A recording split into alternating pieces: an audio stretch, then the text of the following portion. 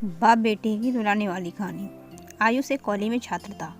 उसने एक डीलर के शोरूम में एक सुंदर स्पोर्ट्स कार देखी थी और वो लंबे समय से अपने लिए एक ऐसी ही कार चाहता था। आयुष जानता था कि उसके माता पिता इसे खरीदने के लिए सक्षम हैं, इसीलिए उसने उन्हें बताया कि उसे ये कार अपने ग्रेजुएशन कंप्लीट होने पर गिफ्ट के रूप में दें। देखते ही देखते वो दिन भी आ गया और पिता ने आयुष को अपने निजी कार्यालय में बुलाया। उन्होंने उससे कहा कि मुझे तुम्हारे जैसे अच्छे बेटे पर बहुत गर्व है।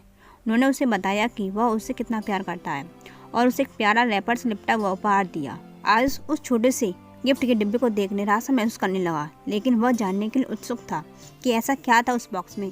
इसलिए उसने बॉक्स तुरंत खोला और उसमें एक लाल कपड़े से लिपटी भगवत गीता देखी। आप इतने अमीर हैं और आप मुझे केवल एक गीता दे रहे हैं। काफी गुस्से से अपने पिता पर बोल चिल्लाया और अपनी नाराजगी और गुस्से के बस में आकर आडम्बर ने न आव देकर न ताव तुरंत घर छोड़ दिया। काफी साल बीत गए। आयुष अब एक सफल व्यापारी बन गया था। वह अपने जीवन में खुश था। उसकी शादी हो चुकी थी और उसके 2 बच्चे थे। उनका परिवार एक सुंदर घर में रहता था, लेकिन उसके पिता के साथ टूटे रिश्ते के कारण उसकी आत्मा अभी भी आहत थी। आयुष अपने पिता का घर छोड़ने के बाद कभी उनसे नहीं मिला था। आयुष को उस दिन के बाद अपने पिता को न मिलने का पछतावा हमेशा रहने वाला था, क्योंकि एक दिन उस एक पत्र मिला।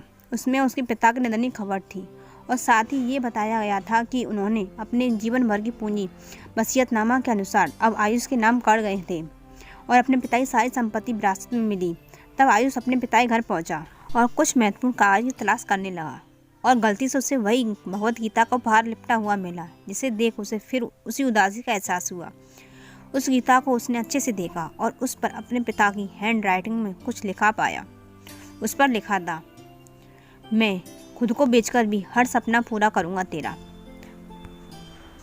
बस तू सपने जरा बड़े देखना। ये बोल रहा बाप नहीं, जिंदगी का सबसे पहला दोस्त तेरा। ये कविता पढ़ी ही थी कि अचानक उस किताब से एक चाबी गिरी, जिसके ऊपर लगे टैग पर उसके ग्रेजुएट होने की तारीख के साथ कांग्रेचुलेसन और आई लव यू लिखा हुआ था।